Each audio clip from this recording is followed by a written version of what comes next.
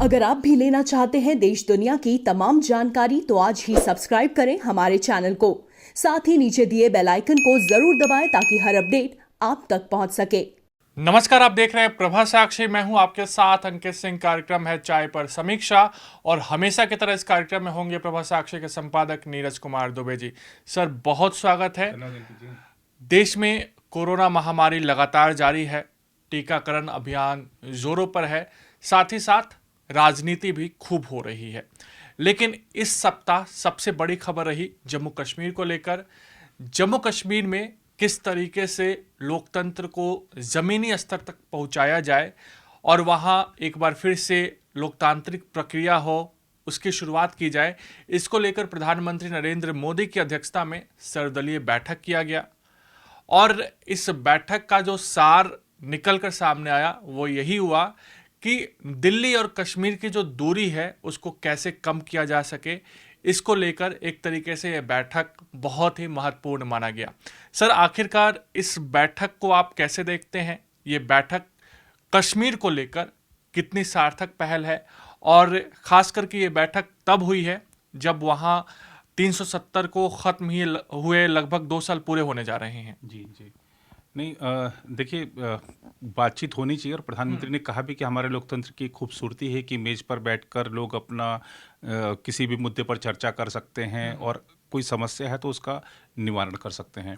और प्रधानमंत्री नरेंद्र मोदी का जो मिशन कश्मीर है उसकी शुरुआत ये बैठक नहीं है, उसकी शुरुआत बहुत पहले से हो रखी है। खासतौर पर अगर हम आर्टिकल 370 जब वहाँ से हटाया गया, जम्मू कश्मीर का विशेष राज्य का दर्जा खत्म किया गया, उस समय जो कुछ निर्णय हुए थे और सरकार आज भी उस पर कैसे कायम है, इसका हम जरा विश्लेषण करते हैं। अब जो बैठक थी उसमें जो भी कुछ हुआ उसके बारे में भी चर्चा करेंगे, लेकिन प्रधानमंत्री नरेंद्र मोदी इस बात को बहुत समय से देख रहे थे कि जम्मू कश्मीर में विशेष दर्जा होने के चलते वहाँ पर भ्रष्टाचार व्याप्त है। कोई जो नेताओं की जवाबदारी नहीं है, क्योंकि उनके पास कुछ विशेष अधिकार थे तो जांचें वगैरह नहीं हो सकती थी, और जिस तरह से टेरर फंडिंग हो रही थी, जो युवा हैं वो मुख्य धारा से नहीं जुड़कर आतंकवाद की धारा के साथ बहे जा रहे थे। और जम्मू कश्मीर का जो हालत था, खासतौर पर अगर हम पिछले 2-3 दशकों की ही बात कर लें तो आम भारतीय के मन में कश्मीर के प्रति जो एक लगाव है वो तो है, लेकिन एक मन में चिंता भी रहती थी कि कश्मीर का क्या होगा, क्या कश्मीर वाकई में कभी शांत हो पाएगा। और आप देखिए कि 370 हटाए जाने के बाद आज कश्मीर शांत है। वहाँ पर जितने बड़े आतंकवादी थे वो मारे जा चुके हैं। कितने सारे जो आतंकवादी संगठन हैं उनका कोई चीफ बनता है तो वो हफ्ते भर महीने भर जिंदा रहता है, उसके बाद वो मारा जाता है।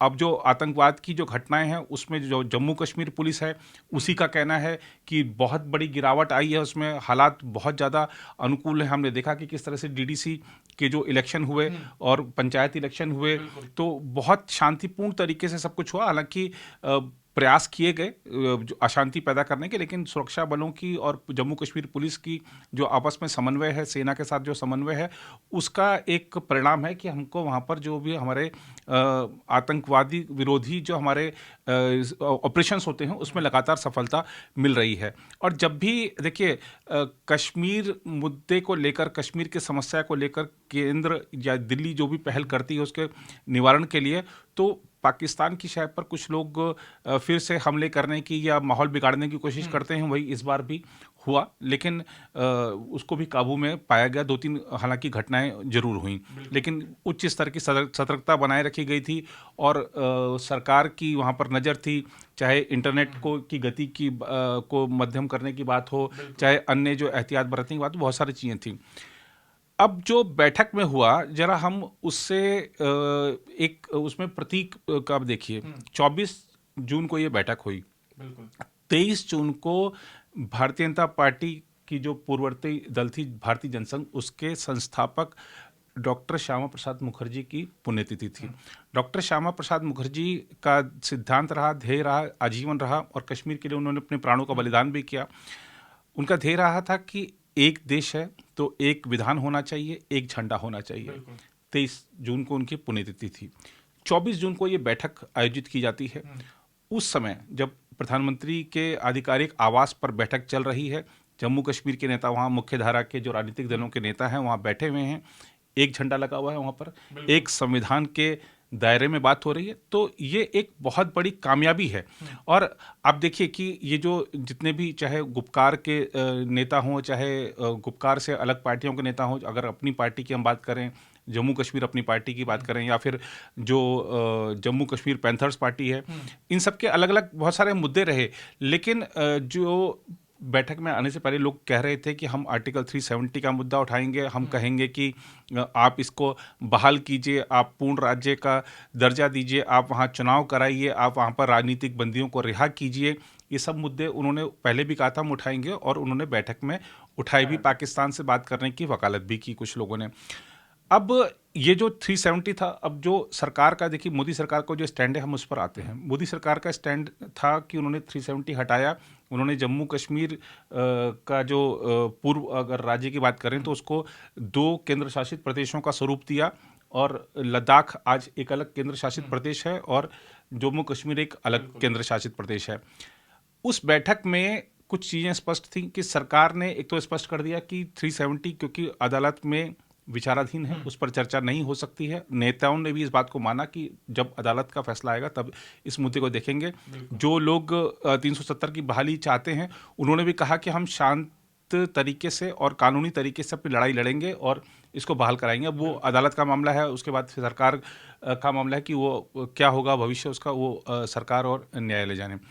अब जो सरकार ने, जैसा हमने कहा कि 370 हटाया था, लद्दाख और जम्मू कश्मीर को अलग अलग केंद्र शासित प्रदेश बनाया था। उस बैठक में आप देखिए लद्दाख का कोई प्रतिनिधि नहीं था, यानी कि पूर्ण राज्य दर्जा अगर मिलता है जम्मू कश्मीर को तो लद्दाख केंद्र शासित प्रदेश बना रहेगा।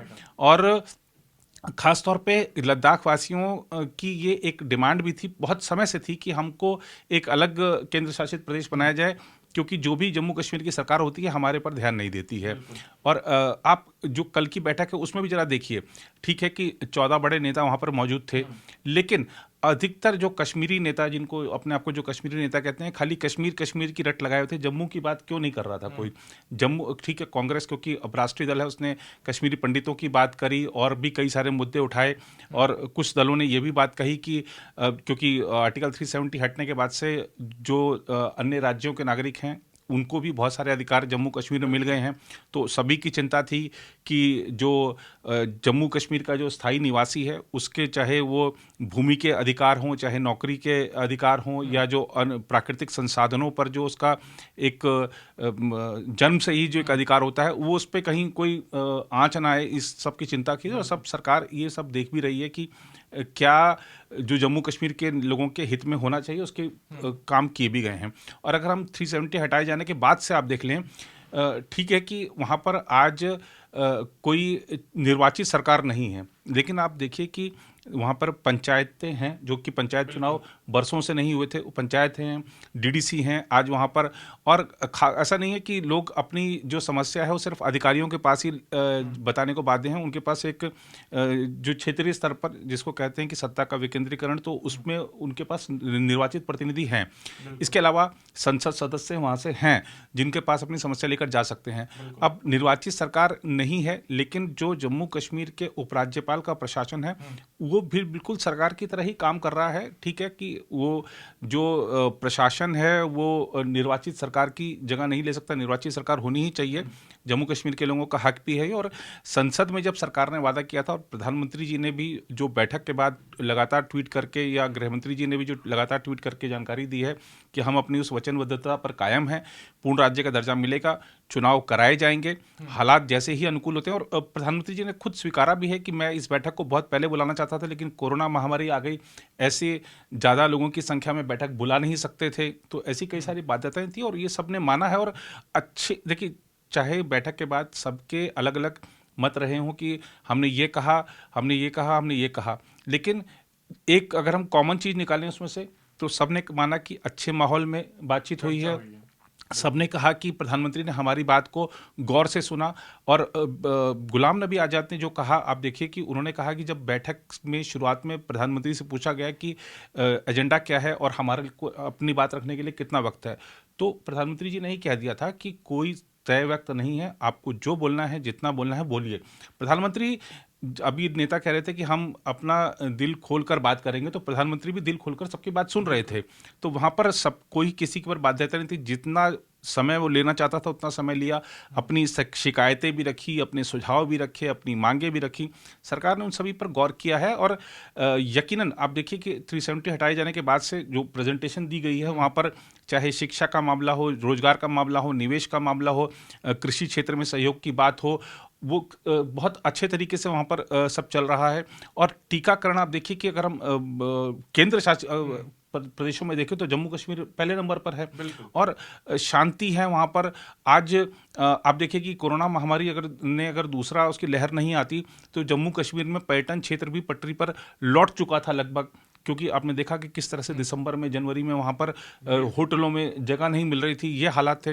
तो और प्रधानमंत्री जी ने भी जब ट्यूलिप गार्डन खुला था, प्रधानमंत्री जी ने भी लगातार वो कुछ ना कुछ जो हमारे पर्यटन केंद्र हैं उनके बारे में ट्वीट करते रहते कि आप वहाँ जाइए, सपरिवार जाइए। और कश्मीर के बारे में भी उन्होंने कहा था, ट्यूलिप गार्डन के बारे में भी कहा था उन्होंने। तो ऐसे सरकार, आप देखिए कि जो हमारे केंद्र के 36 मंत्री हैं वो वहाँ पर गए थे जम्मू कश्मीर में, लोगों के साथ उनका जो उनके संवाद कार्यक्रम कई सारे रखे गए थे। तो और ख़ासतौर पे जम्मू कश्मीर के नेताओं को ये पूरी तरह से एक सहूलियत मिली हुई है कि जब भी वो दिल्ली से चाहे संपर्क कर सकते हैं, केंद्र के किसी नेता से संपर्क कर सकते हैं, उनकी समस्याओं का निवारण किया जाता है, उनकी मांगे पर गौर किया जाता है। तो एक बहुत बेहतर तरीके से काम चल रहा है। और ख़ासतौर पर प्रधानमंत्री जी का जो विज़न है वो यही है कि जम्मू कश्मीर में जो भ्रष्टाचार था वो समाप्त हो और जो जम्मू कश्मीर में जो युवा हैं जो भटक गए थे वो मुख्य धारा के में लौटें। और वो देखने को मिल रहा है। आज आप देखिए कि जम्मू कश्मीर में सेना की ओर से, हमारे सुरक्षा बलों की ओर से अलग अलग क्षेत्रों में कार्यक्रम आयोजित किए जाते हैं। जो जम्मू कश्मीर के हमारे युवा हैं, जो हमारे जम्मू कश्मीर के स्कूलों के जो विद्यार्थी हैं, उनको देश के अन्य भागों में ले जाया जाता है और वहाँ के विकास से रूबरू कराया जाता है और राष्ट्र के लिए क्या वो योगदान दे सकते हैं इसके बारे में उनको बताया जाता है। और बहुत सारे युवा इन जो अभियान है हमारे सेना के, हमारे सुरक्षा बलों के से जुड़ रहे हैं। जम्मू कश्मीर में कोई भर्ती निकलती है सेना की, आप देखिए कि क्या लंबी लाइन लग जाती है वहाँ पर। तो एक बदलाव आया है। और ख़ास तौर पर आप देखिए कि पाकिस्तान ने जो एक अंतर्राष्ट्रीय मुहिम चला रखी है, हालांकि उसको सफलता नहीं मिली कभी, कि नहीं ये जो कश्मीर का मुद्दा है इसमें आपने जो वहाँ के लोग हैं उनको बहुत प्रताड़ित कर रखा, आपने आप उनकी बात नहीं सुनते हैं, दिल्ली उनकी बात नहीं सुन रहा है। एक अभियान जो चला रखा था वो भी एक उसको भी एक झटका लगा है। जो बैठक थी उसमें दिखा कि किस तरीके से वो जो आप फोटो जो सेशन हुआ था शुरुआत वाला, उसमें सारे के सारे जो नेता प्रधानमंत्री के साथ, गृह मंत्री के साथ खड़े हैं, जम्मू कश्मीर के मुख्यधारा के सभी राजनीतिक दलों के नेता। तो वो एक अपने आप में पूरी दुनिया को संदेश है कि हम, भारत एक है, भारत का जो मसला है, अगर कहीं कुछ मुद्दा है, कहीं समस्या है तो भारत ही उसको सुलझाएगा। और फारूक अब्दुल्ला, ठीक है उनके कई बार विवादित बयान आते हैं, लेकिन उन्होंने कहा कि मेरे को अपने प्रधानमंत्री से बात करनी है और हमारी समस्या का निवारण भारत की सरकार ही कर सकती है। तो ये एक अच्छा फैसला था। ठीक है, जो महबूबा मुफ्ती हैं वो राग अपना उनका हमेशा रहता है कि पाकिस्तान से बातचीत होनी चाहिए, लेकिन हमको ये भी ध्यान रखना चाहिए कि उनकी राजनीति ही इसके इर्द गिर्द घूमती है। उनके पिता रहे हों या महबूबा मुफ्ती हो, पाकिस्तान से बात करने की वकालत करते हैं हमेशा। और जो आतंकवाद की राह पर चले गए हैं या उनके पुनर्वास के लिए कुछ ना कुछ योजनाएं, इनकी हीलिंग टच जो नीति थी वो सबको पता है। तो ये इनकी राजनीति इसी के इर्द गिर्द घूमती है। तो वो जाहिर सी बात है कि अब अपना अस्तित्व बचाए रखने की उनके सामने समय चुनौती है। मुझे लगता है कि पूर्ण राज्य का दर्जा तो अब, जैसा कि संकेत भी है कि राज्य में जो परिसीमन, अगर परिसीमन आयोग की जो रिपोर्ट है शायद अब तक आ भी गई होती, लेकिन कोरोना महामारी की वजह से हर काम में थोड़ा सा विलम्ब हुआ है। तो अब लेकिन बताया गया है इस बैठक में कि इसको हमको तेजी के साथ किया जाएगा और जल्द ही वहाँ पर विधानसभा के चुनाव होंगे। और हमको ऐसा लगता भी है कि शायद जो अगला वर्ष जिसमें हम देख रहे हैं कि 5 राज्य में शुरू में फरवरी मार्च में, उसके बाद सितंबर अक्टूबर में वहाँ पर होंगे गुजरात में और हिमाचल में। तो शायद उसके अगर हम जम्मू कश्मीर में वैसे देखें तो अगर वहाँ पर विधानसभा नहीं हटाई जाती तो वहाँ पर जो चुनाव होते हैं वो अक्टूबर नवंबर के आसपास ही वहाँ पे होते हैं। 6 साल का कार्यकाल था, लेकिन अभी 5 साल का कार्यकाल होगा, 7 विधानसभा की सीटें भी बढ़ जाएंगी और परिसीमन पर भी हम आते हैं। लेकिन ये एक महत्वपूर्ण मुद्दा होगा कि शायद लगता ऐसा है कि जो चुनाव है वहाँ पर सितंबर अक्टूबर में, क्योंकि सर्दियों से पहले चुनाव कराया जाना वहाँ जरूरी है।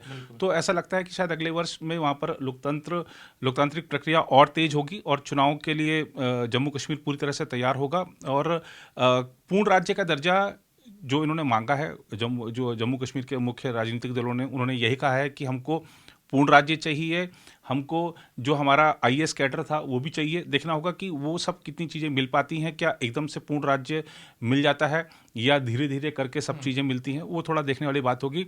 लेकिन जहाँ तक परिसीमन की बात है, तो परिसीमन अगर हम देखें जम्मू कश्मीर में, अभी जो पूर्ववर्ती राज्य जम्मू कश्मीर था तो बहुत गड़बड़ाया हुआ था। अब गड़बड़ाया ऐसे हुआ था कि अधिकतर सीटें घाटी में थी, जम्मू जबकि बड़ा एरिया है लेकिन वहाँ पर सीटें कम थी, तो जनसंख्या भी ज़्यादा है यहाँ पर। अब वहाँ पर जो घाटी में जो पार्टियां हैं उनके पास सीटें क्योंकि ज़्यादा आती थी तो उन्हीं की सरकार बनती थी। तो इस बार ये बैलेंस करने का काम होगा, ये देखना होगा। और अब ये भी देखना होगा कि जो परिसीमन है, जो भी परिसीमन आयोग का जो भी अंतिम मत रहता है, उससे ये राजनीतिक दल कितना खुश होते हैं या कितनी आपत्ति जताते हैं, वो सब भी देखने वाली बात होगी। लेकिन जम्मू कश्मीर में शांति, जम्मू कश्मीर का विकास, जम्मू कश्मीर से भ्रष्टाचार का समापन और जम्मू कश्मीर में जो एक परिवारवाद की राजनीति थी, जम्मू कश्मीर में जो युवाओं की उपेक्षा हो रही थी, शायद उन सबको खत्म करने का एक ये जो सरकार का प्रयास था अब वो रंग लाएगा। और एक जो प्रधानमंत्री जी ने जैसा कहा कि जो दिल्ली की दूरी है, कश्मीर और दिल्ली की दूरी और जो दिल की दूरी है उसको खत्म करने का प्रयास है, तो शायद उसमें सफलता मिले। और सबको, अब जैसा बीजेपी का नारा भी है और प्रधानमंत्री जी का अपना सिद्धांत है कि सबका साथ, सबका विकास, सबका विश्वास, तो ये जो बैठक थी वो उसी मूल मंत्र पर आधारित दिख रही थी। बिल्कुल। सर, आपने बहुत विस्तृत में कश्मीर को बताया। मुझे लगता है कि शायद अब दूसरा सवाल की गुंजाइश नहीं है। लेकिन सर, कोरोना महामारी के दौरान दिल्ली मॉडल, आम आदमी पार्टी की ओर से लगातार केजरीवाल मॉडल, दिल्ली मॉडल की बात की जा रही थी। लेकिन ये ऑक्सीजन को लेकर जो रिपोर्ट आई है, कहीं ना कहीं केजरीवाल सरकार की जो नीतियां हैं, जो दावे हैं, उसकी पोल खुल रही है। लेकिन केजरीवाल सरकार का ये दावा है कि ऐसी रिपोर्ट कहाँ है, बीजेपी दिखाए। पूरा का पूरा मामला कैसे देखते हैं आप सर? नहीं, देखिए, अभी जब दूसरी लहर से देश जूझ रहा था तो दिल्ली उन प्रदेशों में शामिल है जहां पर सर्वाधिक मार कोरोना की पड़ रही थी। और दिल्ली सरकार के जो इंतजाम हैं वो अपर्याप्त थे, इसमें कहीं कोई दो राय नहीं है। लोगों को अस्पतालों में बेड नहीं मिल रहे थे, ऑक्सीजन बड़े बड़े अस्पतालों में नहीं थी। और ठीक है, ऑक्सीजन की शॉर्टेज हुई थी, पूरे देश भर में थी। और क्योंकि अचानक से जब इतनी बड़ी संख्या में लोगों को ऑक्सीजन की जरूरत पड़ जाए तो कहीं भी ऐसी विकट स्थिति आ सकती है। लेकिन सरकार का काम होता है कि मेरे पास जो संसाधन है उनका बहुत अच्छे से उसका उपयोग किया जाए। केंद्र सरकार पर अपनी अपनी जो नाकामियां हैं उससे ध्यान हटाने के लिए आप दूसरे पर आरोप लगा दो, ये एक बहुत आसान सा और सफल तरीका भी है। सफल इसके उदाहरण बहुत सारे हैं और आम आदमी पार्टी को ऐसे मामलों में कई बार सफलता मिली भी है। तो जब कोरोना महामारी अपने चरम पर थी और लग रहा था कि सब कुछ बिल्कुल एकदम त्राहिमाम की स्थिति है, उस समय ऑक्सीजन का संकट पैदा हुआ। केंद्र सरकार की ओर से ऑक्सीजन की जो आपूर्ति है वो लगातार की जा रही थी। सिर्फ दिल्ली की जिम्मेदारी नहीं है, पूरे देश की जिम्मेदारी है। जहाँ जहाँ दिक्कत थी वहाँ वहाँ आपने देखा कि किस तरीके से हमारे जो वायुसेना के विमान हैं वो देश भर में ही नहीं बल्कि विदेशों से ऑक्सीजन लेके आ रहे थे। ऑक्सीजन एक्सप्रेस चला दी गई थी ऑक्सीजन लाने के लिए। रेलवे ने दिन रात काम किया, तो लगातार काम किया जा रहा था। हमारी जो उद्योग जगत है उसने कितना बड़ा योगदान दिया। अपना जो उद्योगों के लिए ऑक्सीजन चाहिए, जो इंडस्ट्रियल ऑक्सीजन होती है, उसकी आपूर्ति अस्पतालों को की जाने लगी। तो बहुत सारे लोग और पूरा देश मिलकर लड़ा था उस संकट से, उस दौर में हमने देखा। लेकिन अब जो सुप्रीम कोर्ट ने एक जो कमेटी बनाई थी उसकी जो रिपोर्ट आई है, जैसा कि मीडिया रिपोर्ट में बताया गया है, उसने कहा है कि 300 जो वहाँ पर एमटी चाहिए था और ये 1200 एमटी की शायद वहाँ पर बात कर रहे थे। 900 से 1200। हाँ, तो अब और हम देखा हमने सब कि उस समय अरविंद केजरीवाल भी दोपहर 12 बजे आके प्रेस कॉन्फ्रेंस करते थे। मनीष सिसोदिया को उन्होंने एक कमेटी का चेयरमैन बनाया हुआ था अरविंद केजरीवाल ने, तो वो आके एक प्रेस कॉन्फ्रेंस करते थे। जो राघव चड्डा हैं वो टीवी चैनलों पर डिबेट करते थे कि ऑक्सीजन नहीं है, ऑक्सीजन नहीं है, त्राहिमाम मोदी जी ऑक्सीजन दे दो, अमित शाह जी ऑक्सीजन दे दो। और एक ऐसा अभियान, हाँ, ट्विटर पे अभियान चला दिया गया था। एक ऐसा माहौल खड़ा कर दिया गया था कि अगर मोदी जी ऑक्सीजन दे दे तो हमारे दिल्ली वासियों की जान बच जाए। जबकि वो जो ऑक्सीजन उनको मिल रही थी उसका सही तरीके से प्रबंधन नहीं कर पा रहे थे, सही तरह से वितरण नहीं कर पा रहे थे, और उसमें बहुत गंभीर खामियां थी। और हमने देखा था कि आम आदमी पार्टी के किसी नेता के पास बड़ी मात्रा में ऑक्सीजन सिलेंडर मिले भी थे। और ये दिखाता है कि किस तरीके से सत्तारूढ़ पार्टी की ओर से एक मिसमैनेजमेंट था जिसका दिल्ली ने परिणाम भुगता। और तभी ये आपने देखा था कि जब ऑक्सीजन की कमी से जो मृत्यु हुई थी उनके जब ऑडिट की बात आई थी तो सरकार ने उसका विरोध किया था। तो ये दिखाता है कि किस तरीके से कुप्रबंधन था। अब हालांकि तीसरी लहर से निपटने की तैयारी की बात कह रहे हैं अरविंद केजरीवाल, लेकिन देखना होगा कि भगवान ना करे तीसरी लहर आए। अगर आती है तो तब पता चलेगा कि सरकार की कितनी तैयारियां हैं। लेकिन इस मुद्दे को लेकर राजनीतिक घमासान जरूर तेज होगा, क्योंकि अरविंद केजरीवाल जिस तरीके से और आम आदमी पार्टी जिस तरीके से, दिल्ली की सरकार जिस तरीके से बीजेपी पर रोजाना हमलावर रहते हैं, तो उनको एक बड़ा मुद्दा मिला है। अब रिपोर्ट में कहा क्या गया है और वाकई रिपोर्ट ऐसी आई है, अभी तो सब कुछ मीडिया रिपोर्ट्स पर आधारित है, ये देखना होगा। लेकिन अगर सुप्रीम कोर्ट द्वारा गठित कमेटी ने ऐसी रिपोर्ट दी है तो यकीनन अरविंद केजरीवाल बुरी तरह घिर चुके हैं। बिल्कुल। तो देखना होगा कि आखिर इसमें कितनी सच्चाई है और आखिर इसमें आगे का क्या जो राजनीति होता है वो किस तरह जाता है। फिलहाल आज के चाय पर समीक्षा में इतना ही। अगले सप्ताह आपसे फिर मुलाकात होगी। तब तक मुझे यानी अंकित सिंह और प्रभा साक्षी के संपादक नीरज कुमार दुबे को दीजिए इजाज़त। नमस्कार।